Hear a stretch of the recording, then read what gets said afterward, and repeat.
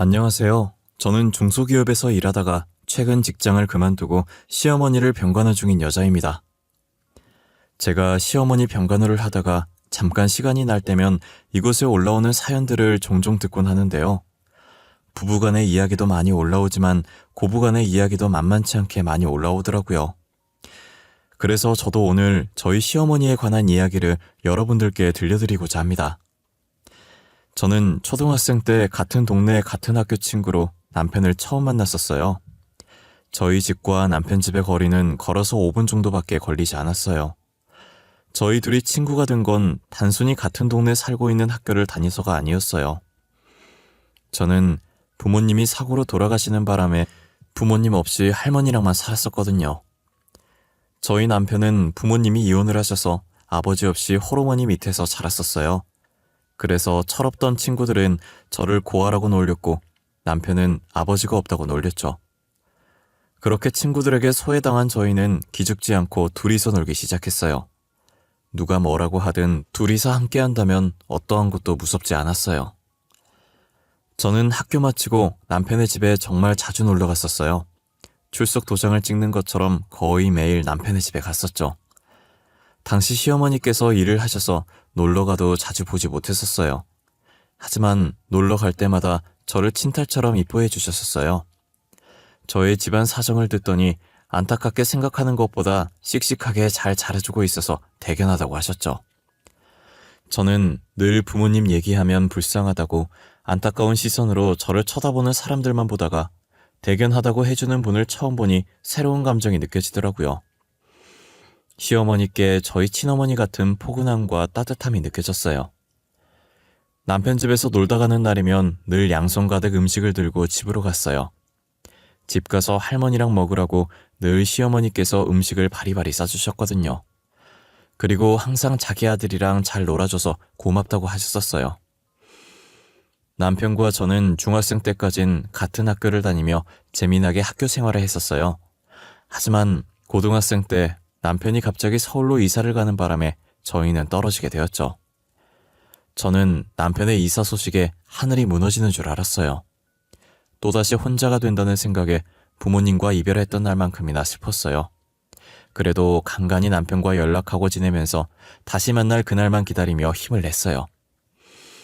고등학교 3학년이 되니 둘 다 수능 준비 때문에 연락이 끊겼었어요. 게다가 중간에 할머니까지 돌아가시면서 정말 최악인 상황이었죠.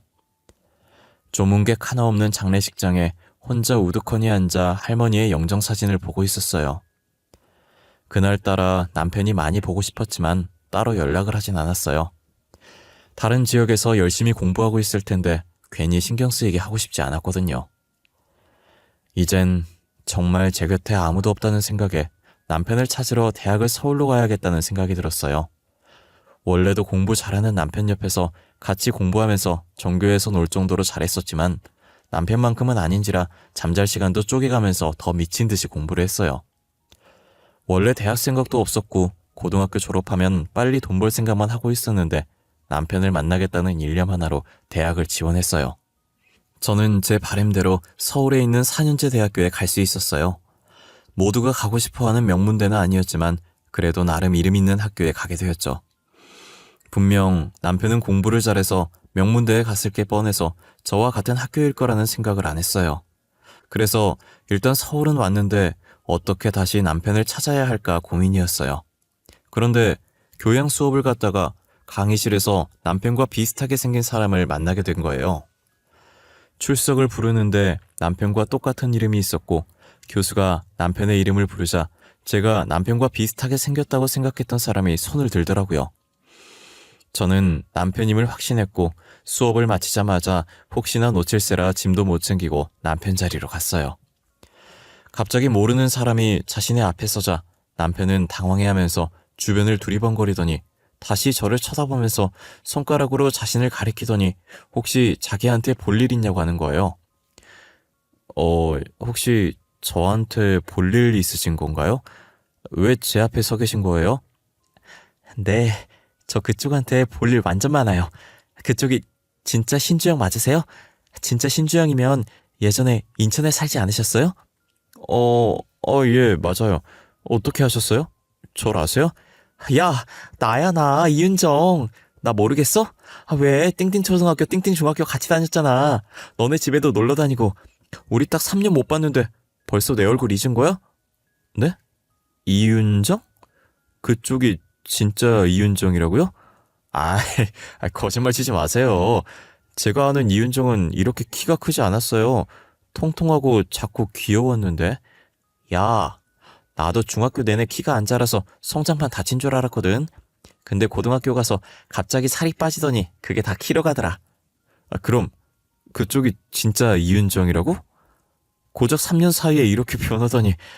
야, 너 너무 많이 바뀐 거 아니야? 내 허리까지밖에 안 오던 게. 야, 허리는 좀 오버 아니냐? 초등학생도 아니고. 하여튼 진짜 오랜만이다. 나도 명문대 간 줄 알았는데 너 찾으려고 내가 서울까지 대학 온 거잖아.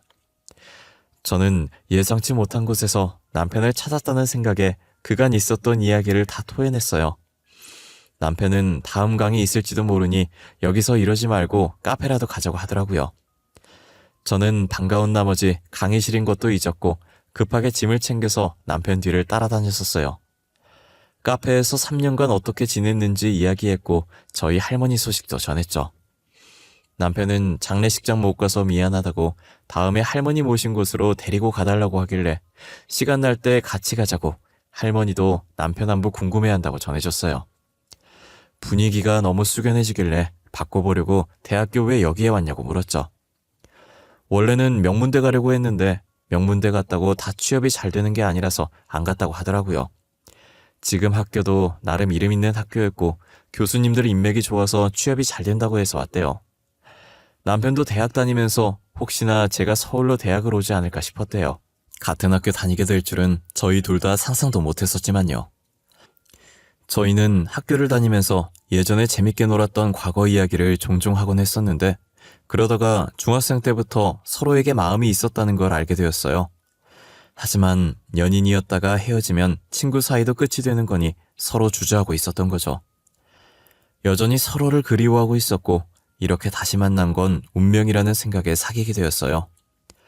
연애하는 동안에 남편 집에 자주 놀러 갔었는데 시어머니께서는 여전히 다정하셨어요.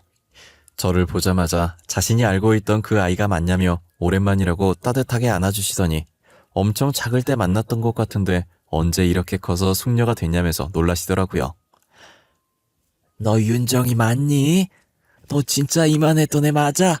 어머어머, 너 언제 이렇게 컸어? 아유, 너무 오랜만이다. 애가 숙녀가 되어서 돌아왔네. 응? 살도 쫙 빠지고. 너무 이쁘다. 어머님도 여전하시네요. 저 어머님 품 너무 그리웠어요. 그때나 지금이나 어머님 품은 따뜻하네요. 잘 지내셨어요? 아유, 잘 지냈지 당연히. 에휴, 기집애 맨날 아줌마라고 하더니 어쩐 일로 어머님이래? 이제 성인 됐다고 호칭도 어른스럽게 바꿔버린 거야? 아, 어머님, 저 사실 주영이랑 만나고 있어요. 사귄 지 좀 됐는데 주영이가 아직 그것까진 말 안 했나 보네요. 어머, 정말이니? 진짜 둘이 사귀는 거야? 아우, 난 오늘 처음 듣는 얘기인데. 우리 아들이 쑥스러워서 얘기 안 했나 보네. 잘 됐다, 응? 잘 어울려. 아, 맞다. 할머님은 잘 지내시지? 할머니, 작년에 돌아가셨었어요. 아무래도 저희 아빠가 늦둥이였어서 나이 많으셨잖아요. 자면서 편하게 눈 감으셨어요. 그래도 아프지 않고 가셔서 다행이죠. 아유, 그랬구나. 알았으면 우리가 장례식 갔을 텐데. 미안해. 시어머니는 저희 할머니 소식에 남편과 똑같은 반응을 보였어요. 저는 괜찮다고 다음에 다 같이 할머니 보러 가자고 했어요. 시어머니는 이제 정말 혼자 남은 제게 자기 집이라고 생각하고 편하게 지내라고 하셨어요. 당시 제가 기숙사 생활을 했었는데 다음 학기부터는 자신의 집에서 지내고 하시는 거예요. 저는 괜찮다고 했지만 방 하나 남아서 그러는 거라고 부담 갖지 말라고 하시더라고요. 거의 반강제적으로 얼떨결에 남편의 집에서 같이 살게 되었어요. 시어머니께서는 자신을 엄마라고 생각하라며 투정 부리고 싶으면 투정 부려도 되고 엄마가 필요한 순간이면 언제든지 주저하지 말고 자신을 찾아달라고 했어요. 남편도 그래야 어머님 마음이 편하다고 어머님 말대로 친엄마 대하듯 하라더라고요. 제 생각을 끔찍이 하는 시어머니께도 남편에게도 너무 고마웠어요. 당시 남편은 공업과였고 저는 무용과여서 교양 말곤 겹치는 수업이 아무것도 없었지만 교양이라도 같은 수업 듣고 싶어서 무조건 같이 수강 신청을 했었어요. 남편이 군대 가 있는 동안 제가 사고를 당해서 다리 수술을 하는 바람에 무용을 더 이상 할 수 없었어요. 그래도 졸업장을 따야 하기 때문에 성적에 맞게 암흑과나 전과를 냈고 뒤늦게 자격증 공부를 시작했어요. 저는 대학 졸업할 때까지 필요한 자격증들을 따서 중소기업 사무직으로 취업을 했고 남편은 제대를 하고 학교 졸업 후 교수님 추천으로 유명 건설업체의 현장직으로 취업을 했어요. 저희는 각자의 직장에서 어느 정도 적응하고 자리를 잡은 뒤에 결혼을 했어요. 시어머니는 저희가 분가를 해서 사는 걸 권유했지만 혼자 남을 시어머니가 걱정됐고 워낙 시어머니께서 제게 잘해주시니 계속 이대로 같이 살고 싶었어요. 분가하라고 해도 안 하는 며느리는 저밖에 없을 것이라면서 별종이라고 혀를 찼어요. 시어머니께서는 합가하는 동안 제게 집안일 한 번 안 시키셨어요. 친딸처럼 생각한다고 하지 않았냐면서 친딸한테 집안일 시키는 부모 봤냐고 밖에서 일하는 것도 힘들 텐데 집에서까지 일하려고 하지 말라시더라고요. 제가 조금이라도 움직이려고 하면 남편을 불러서 저를 방으로 들여보내게 했어요. 아마 시어머니께 이렇게 공주 대접받는 사람은 저밖에 없을 거예요. 제가 딸을 낳은 뒤로는 본인이 직접 집안일에 육아까지 자처해서 도맡아 하셨어요. 제게는 아무 걱정하지 말고 일하고 싶으면 다시 복직해서 일하라고 하시더라고요. 윤정아, 윤주는 내가 볼 테니까 일하고 싶으면 해도 돼. 하고 싶을 때 해야지. 늙으면 일하고 싶어 못해. 어차피 집에만 있으면 심심했었는데 이제 손녀랑 재미나게 놀아봐야겠네. 어머님, 진짜 괜찮으시겠어요? 육아가 쉬운 일이 아니잖아요. 어머님 혼자서는 힘들 거예요. 어머 얘, 나도 애 키워봤다. 응? 나 육아는 너보다 선배야. 주영이도 나 혼자서 키웠는데 윤주 하나 못 키우겠어? 내 걱정할 거면 접어라. 너가 돈 벌어야 나도 맛있는 거 사 먹지. 그치 윤지야? 시어머니는 괜히 장난치시면서 자신 걱정하지 말라는 말만 남긴 채 딸을 안아들고 방으로 가셨어요. 저는 배려심 많은 시어머니 덕분에 다시 복직해서 일을 하기 시작했어요. 그렇게 2년 정도 다녔을 때쯤 평소처럼 회사에서 일을 하고 있는데 전화가 미친 듯이 울리는 거예요. 잠시 직원이랑 이야기한다고 누구한테 전화 왔는지만 확인하고 폰을 뒤집어 놨었어요. 남편한테 온 전화였고 원래 남편이 일하는 시간에는 절대 연락 안 하는 사람인데 그날은 불길하게 낮에 전화가 온 거예요. 연속적으로 전화가 오길래 잠시 직원한테 양해를 구하고 전화를 받았어요. 전화를 받으니 남편 목소리 대신 다급한 여자 목소리가 들리더라고요. 지금 빨리 병원으로 와주셔야겠다고 남편이 위급하다고 하면서요. 저는 그 말에 놀라서 급하게 반차를 쓰고 병원으로 향했어요. 시어머니께서는 먼저 연락을 받으신 건지 저보다 먼저 병원에 도착해 계시더라고요. 도대체 무슨 일이냐고 물었더니 시어머니는 차분한 목소리로 남편이 사고 나서 실려왔다더라고요. 공사 현장 점검차 나갔다가 예상치 못한 사고를 당했다고 하는 거예요. 저는 이미 정신이 반쯤 나가 있는 상태였고 시어머니께서 저를 잡아주고 계셨었어요. 시어머니는 제가 이렇게 정신 나갈 걸 예상하고 자신이라도 정신 붙잡고 있어야 한다고 생각했는지 전혀 아무런 내색 없이 제 옆을 지켜주셨어요. 결국 남편은 끝끝내 눈을 뜨지 못했고 저희 곁을 떠났어요. 제가 남편과 같이 가고 싶어 할 때마다 시어머니께서 저를 붙잡아 주셨고 혹여나 허튼 생각이라도 할까 제 옆에 붙어서 좋은 말만 해주셨어요. 저는 시어머니의 노력으로 다시 일어날 수 있었고 예전처럼 지낼 수 있게 되었어요. 열심히 일도 하고 남편 몫까지 시어머니께 효도했었죠. 남편은 없지만 여전히 시어머니와 딸과 함께 살았죠. 시어머니는 제게도 딸에게도 정말 다정한 시어머니와 할머니가 되어주셨어요. 명줄 짧은 아들 맡겨서 괜히 앞길 창창한 저를 과부로 만들었다고 딸에게는 아빠 없는 아이로 키우게 해서 늘 미안해하셨어요. 아무래도 남편이 어릴 때 아빠 없다고 놀림을 많이 당했던지라 더 그런 것 같았어요. 시어머니는 딸은 자신이 키울 테니 저보고 새 출발하라고 한 적이 있었어요. 저는 절대 그럴 수 없다고 어떻게 그런 말씀을 하시냐고 학을 뗐어요. 저 또한 부모 없는 고아라고 놀림을 당했던지라 절대 딸 혼자 둘 수 없었어요. 부모가 한 명이라도 있는 것도 2명 다 없는 건 정말 천지 차이거든요. 그리고 애초에 제 인생의 남자는 남편뿐이라 생각해서 다른 남자를 만나 결혼할 생각도 없었어요. 저는 딸에게 아빠 같은 엄마가 되어주었고 시어머니는 엄마 같은 할머니가 되어줬어요. 저희는 별탈 없이 세 식구가 화목하게 잘 살고 있었어요. 하지만 저희의 화목한 관계도 몇 년이 가질 않더라고요. 무엇 때문인지 시어머니의 성격이 점점 변해가셨었거든요. 저희 딸이 6살이 되었을 때쯤 생전 저한테 하지 않던 시집살이를 갑자기 시키기 시작하더라고요. 집에 들어오자마자 밥 차려달라고 짜증을 부리시는 건 기본이고 한쪽엔 빨래들이 쌓여있고 주방엔 설거지거리들이 잔뜩 쌓여있더라고요. 저는 한숨을 쉬면서 대충 겉옷만 벗어놓은 뒤 빠르게 시어머니 밥을 차려드리고 빨래와 설거지를 했어요. 시어머니는 국을 한 입 하시더니 그대로 국그릇을 바닥에 집어던지시는 거예요. 너는 이딴 걸 국이라고 끓인 거니? 어쩜 이래도 형편이 없는지? 에이, 이렇게 짜게 해놓으면 나보고 먹으라는 거야, 말라는 거야? 죄송해요 어머니, 제가 금방 새로 간 맞춰서 다시 끓여드릴게요. 에이, 밥은 왜 이렇게 꼬들꼬들한 거야? 생살 씹는 줄 알았네. 가뜩이나 늙어서 이가 시원찮은데 이 나가면 네가 책임질 거야? 밥도 다시 새로 해, 알겠어? 시어머니는 입안에 있던 밥을 뱉더니 식탁에 숟가락을 던지시고 거실로 나가셨어요. 저는 사람이 갑자기 변하면 죽는다는 말이 있듯이 혹시나 몸에 문제가 있는 건 아닌가 싶어서 병원에 모시고 가려고 했으나 자신을 아픈 사람 취급한다고 욕만 먹었어요. 그래도 그간 시어머니께서 제게 잘 해왔기 때문에 이 정도는 참을 수 있다고 생각했어요. 아픈 것만 아니라면 뭐든 괜찮다고 더 투정 부려도 된다고 제 자신을 위안했어요.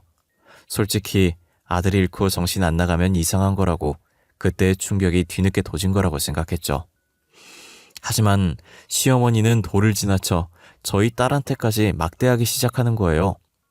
웃으면 웃는 게 거슬린다고 난리치고 울면 우는 게 시끄럽다고 난리치셨어요. 할머니를 엄마인 저보다 더 좋아하던 딸이었지만 무서워진 할머니의 모습에 몸을 떨었어요. 이대로 있다간 딸아이의 정신건강에 좋지 않을 것 같아서 시어머니와 따로 살아야겠다는 마음을 먹었죠.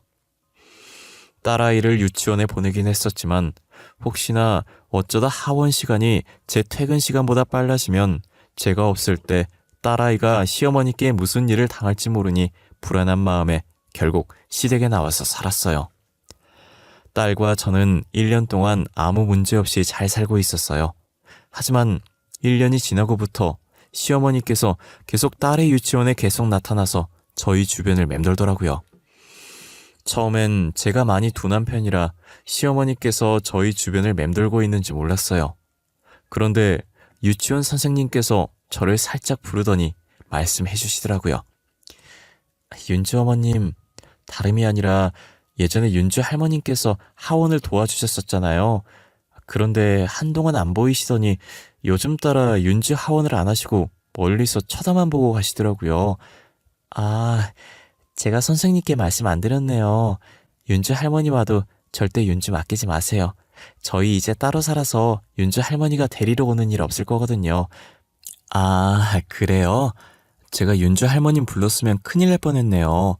저랑 눈 마주치고 그냥 가시길래 부르려고 했는데 다른 선생님이 저를 찾으셔서 못 불렀거든요. 다음에도 보이면 그냥 저한테 연락 주세요. 제가 따끔하게 한마디 해야겠어요. 선생님은 무슨 일인지 더 이상 묻지 않으셨고 다시 보이면 연락 달라는 제 말에 알겠다고 했어요. 그 뒤로 며칠 뒤 또 시어머니가 주변을 서성거린다고 선생님께 연락이 온 거예요. 저는 잠시 나갔다 오겠다고 하고 회사 근처에 있던 딸아이의 유치원으로 뛰어갔어요. 시어머니는 나무들 사이에서 멀찍이 저희 딸아이가 노는 모습을 보고 있더라고요. 저는 시어머니의 손목을 붙잡고 유치원이랑 조금 떨어진 곳으로 무작정 걸었어요. 혹시라도 딸아이가 볼까봐 딸아이가 안 보이는 곳으로 갔죠. 유치원과 꽤 멀어졌을 때쯤 시어머니의 손목을 놓고 째려봤어요. 1년 만에 본 시어머니의 몰골은 꽤나 많이 말라있더라고요. 순간 마음이 찡했지만 시어머니께서 딸아이에게 했던 것이 생각나서 독해지기로 마음먹었어요. 저는 팔짱을 낀 채로 시어머니를 노려보면서 왜 온 거냐고 쏘아붙였어요. 어머님, 지금 여기서 뭐 하시는 거예요? 저희 딸 싫다고 할 땐 언제고 여기서 뭐 하고 계시냐고요? 혼자 남게 되니 갑자기 저희가 그립기라도 하셨나 봐요? 아가, 그게 아니라 나는 그냥 우리 손녀가 잘 지내는가 궁금해서. 진짜 별 뜻 없었어. 그래도 내 핏줄인데 잘 지내는지만 확인하려고 온 거야. 울면 시끄럽다, 웃으면 거슬린다, 세상 살기 좋나 보다 하면서 어린애한테 막말 부어놓고 이제 와서 잘 지내는지 궁금하시다고요? 어떻게 사람이 이렇게 이중적일 수가 있으세요? 나도 윤주한테 그렇게 심한 말을 하려던 게 아니었는데 내가 정말 미안하구나. 제발 그만하세요. 이제 와서 미안하다는 말 듣고 싶지 않아요. 더 이상 저희 찾아오지 마세요. 멀리서라도 보지 마세요. 그냥 저희 근처에 나타나지 마시라고요. 다시는 보고 싶지 않아요. 아시겠어요? 그래, 내가 윤주한테도 너한테도 정말 죽을 죄를 지었구나. 오늘 이후로 절대 너네 앞에 나타날 일 없을 거야. 그동안 나랑 사느라 고생 많았고 미안했다. 시어머니는 제게 미안하다는 말과 함께 제 손에 서류 봉투를 하나 쥐어두더니 사라지시더라고요. 봉투 안에 딸아이와 제 명의로 된 통장 하나씩과 편지 하나가 들어있었어요. 딸의 통장은 언제 만들었는지 모르겠지만 제 통장은 예전에 제가 생활비 입금해 줬었던 통장이었어요. 두 통장 안에 돈이 상당히 많이 들어있는 것을 확인했고 저는 급하게 편지를 열어봤어요. 편지의 내용을 보고 저는 뒤늦게 시어머니가 떠난 방향으로 미친 듯이 뛰었지만 이미 시어머니는 사라지신 뒤였어요. 편지 속엔 저와 딸에게 미안하다는 내용이 담겨 있었어요. 알고 보니 시어머니는 간암투병 중이셨고 이식을 하지 않으면 살 수가 없는 상태라고 아는 거예요. 암이 꽤나 많이 퍼져서 일반인의 간을 받을 수 없을 정도고 뇌사자 간을 이식받아야 한다더라고요. 차라리 일반인 간을 받을 수 있다면 제가 드리면 되는데 뇌사자 간은 정말 구하기 힘들어요. 뇌사자 가족분들에게 이식 수술 동의를 구해야 하는데 이식을 해주는 경우가 드물죠. 그래서 시어머니께서는 제가 병수발을 해야 할까봐 짐이 되기 싫어서 딸에게는 모진 말을 하고 제게는 시집살이를 시켰던 것이에요. 아직도 기증자는 나타나지 않고 암은 계속 퍼지고 있고 죽을 날이 얼마 남지 않았다고 생각해서 죽기 전에 저희를 멀리서라도 많이 봐두고 싶어서 찾아온 것이었어요. 저희 딸 통장에 있던 돈은 딸 결혼할 때 쓰라고 넣어놓은 돈이었고 제 통장에 있던 돈은 제가 그동안 생활비 준 거 모았던 거더라고요. 유치원 선생님과 눈이 마주쳤을 때 언젠간 제 귀에 들어갈 것이라 생각했고 마주치면 주려고 매일 들고 다니셨던 거예요. 그 사실을 알고 눈물 범벅이 된 얼굴로 시어머니 집을 찾아갔어요. 그런데 이미 시어머니께서 이사를 가고 없는 건지 집안에 아무것도 없이 텅 빈 곳이 되었더라고요. 저는 며칠 동안 어떻게든 수소문해서 시어머니께서 지내고 있다는 병원을 찾아갔어요. 병실 문을 열어보니 시어머니께서 제일 끝 침대에서 누워 초점 없는 눈으로 창밖만 멍하니 보고 계시더라고요. 저는 시어머니의 모습이 보이자마자 다시 눈물이 차올랐고 천천히 시어머니께 다가갔어요. 불과 5일밖에 안 지났는데 마지막에 본 모습보다 더 말라있는 거예요. 저는 다른 환자분들이 보든 말든 시어머니 침대 앞에 서서 소리를 내며 울었어요. 창밖을 보던 시어머니는 갑자기 들려오는 울음소리에 놀라서 제 쪽을 쳐다보더라고요. 어머님, 진짜 나빠요. 저한테 시집살이 시켰을 때보다, 저희 딸한테 모진 말 했을 때보다 지금이 제일 나빠요. 어떻게 몸이 이 지경이 되도록 저한테 말씀 한 번 안 하셨어요? 윤정이? 너 우리 윤정이니? 네가 여기로 어떻게 알고 온 거야? 어머님 혼자 작별 인사하면 다해요? 어머님 그렇게 떠나면 나면 저희는 어떡하라고요? 어머님 진짜 너무 나빠요. 이기적이에요. 왜 혼자 그렇게 떠나시려고 해요? 아휴, 내가 미안하다 윤정아. 울지 마라, 응? 내가 잘못했어. 그래도 죽기 전에 이렇게 만났네. 우리 윤정이 이쁜 얼굴 다 망치겠다. 그만 울어, 응? 내가 너무 미안해. 시어머니께서는 울지 말라며 저를 안아주셨고 여전히 시어머니 품속은 따뜻했어요. 저는 시어머니 품에서 어린아이처럼 울음을 멈출 수가 없었어요. 제가 숨이 넘어가려고 하자 시어머니는 손으로 가볍게 등을 토닥여 주셨죠. 시어머니의 토닥임에 어느 정도 진정이 되더라고요. 저는 진정이 되자마자 시어머니는 보살피겠다는 의견을 냈어요. 당연히 시어머니께서 안 된다고 했고 저는 고집 꺾을 생각 없다고 확고한 의사표시를 했어요. 며칠 전 어머니 마음대로 작별 인사했으면 이번엔 제가 마음대로 병간을 하겠다고 했어요. 결국 시어머니는 제 고집을 못 꺾었고 제 병간호를 받으셨어요. 끝날 때까지 끝난 게 아니라고 시어머니께 희망의 끈을 놓지 말라고 했어요. 언제 갑자기 기증자가 나타날지 모른다고 항상 좋은 생각만 하자고 했죠. 밥도 든든하게 먹어야 버틴다고 시어머니께서 평소 좋아하던 음식들만 준비해 갔어요. 시어머니는 밥을 반 공기도 못 드셨는데 제가 다 안 먹으면 가려고 하질 않자 억지로 밥 한 공기를 뚝딱 하셨죠. 제가 병간호 한 뒤로 몸에 좋다는 건 다 챙겨 먹이니 시어머니는 조금씩 살이 붙었고 혈색도 좋아졌어요. 저희 딸도 하원하고 와서 유치원에 있었던 일을 시어머니 앞에서 조잘조잘 떠들어요. 처음엔 가기 싫어했는데 할머니 예전 모습으로 다시 돌아왔다고 하니 웃으면서 저를 따라오더라고요. 지금은 시어머니 옆에 붙어서 떨어지려고 하질 않아요. 끝날 때까지 끝난 게 아니다. 이 말이 진짜 맞는 말인 건지 얼마 전 시어머니께서 간을 기증할 분이 나타났다고 하셨어요. 기증자는 뇌사자셨는데 평소 장기 기증에 관심이 많던 분이라 가족들이 그분의 뜻을 따라 기증을 하기로 결정하셨다고 하더라고요. 저희 가족은 종교도 없으면서 기증자가 나타났다는 소식에 신이란 신은 다 불러서 감사하다고 했어요. 지금은 수술이 성공적으로 끝나서 병원에서 입원 치료 중이에요. 의사 선생님이 수술 후 경과가 좋다고 조금 있으면 퇴원할 수 있다고 하시더라고요. 얼른 시어머니께서 퇴원을 하셔서 저희와 다시 함께 사셨으면 좋겠어요.